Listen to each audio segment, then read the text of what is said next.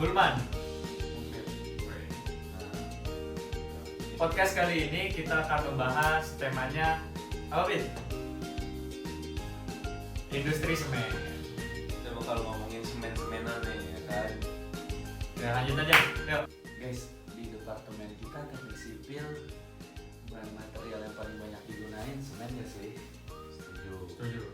Karena kan dari pembuatan jalan raya, bangunan, jembatan, semuanya pasti menggunakan. Tapi menurut gua di setiap proses produksinya pasti ngasilin banyak dampak negatifnya sih bagi lingkungan sekitar.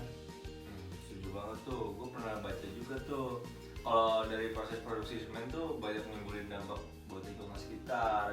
Contohnya dari kayak emisi karbon dari proses pembakaran semen. Terus semen juga ini komponen terbesar efek rumah kaca karena dari proses itu dia kayak ada satu proses kalsinasi kapur namanya. Terus itu tuh kayak berefek banget buat lingkungan sekitar, sama kayak pembakaran batu bara tuh. Bahaya juga ya. Iya, bahaya banget karena itu pasti merugikan masyarakat banget gitu kan. Nah, maka dari itu perlu adanya manajemen limbah nih dari kita masyarakat segala macamnya buat bersatu buat biar limbahnya tuh nggak mencar banyak gitu kan. Nah, pemerintah sendiri tuh sebenarnya udah ngeluarin peraturan biar manajemen limbah itu berjalan gitu kan, dengan pengelolaan peraturan pengelolaan limbah gitu.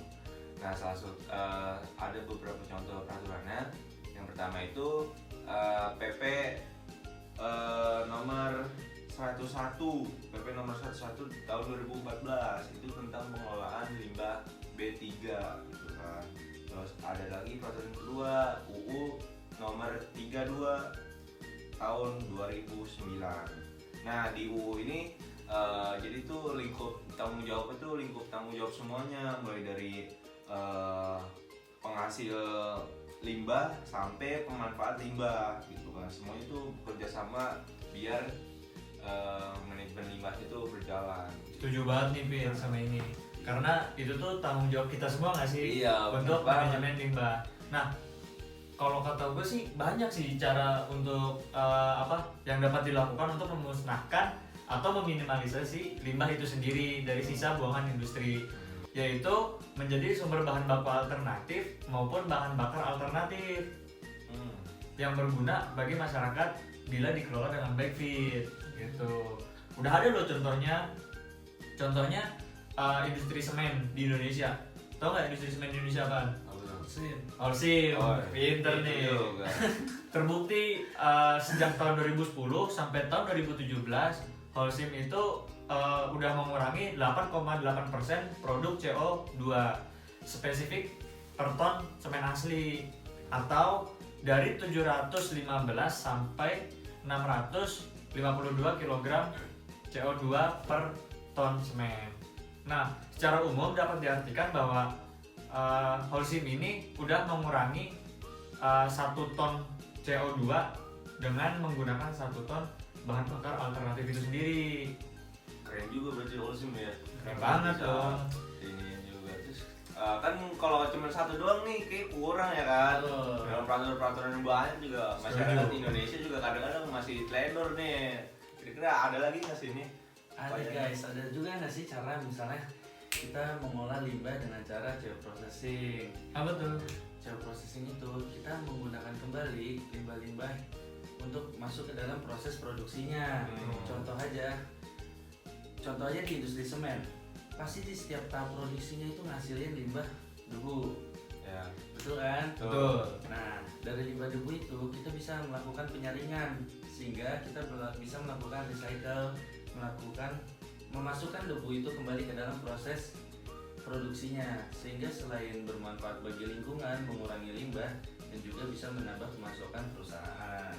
Idih, mantap banget ya kan ya. Suka banget nih kayak gini nih. Upayanya gila, kritis banget gitu ya. Yoi.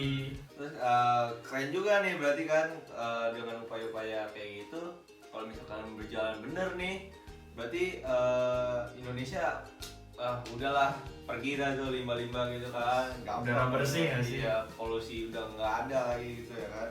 Selain itu mungkin secara keuntungan bagi industri dari ekologis, ekonomi, sama teknologi juga ya kan.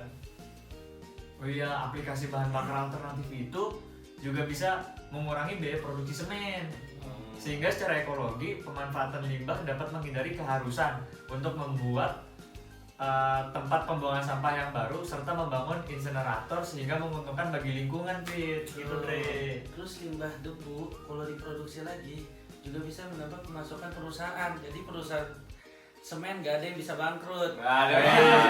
Jadi perusahaan semen bisa tetap memproduksi semen dan Indonesia bisa tetap melanjutkan pembangunan berkelanjutan. Mantap.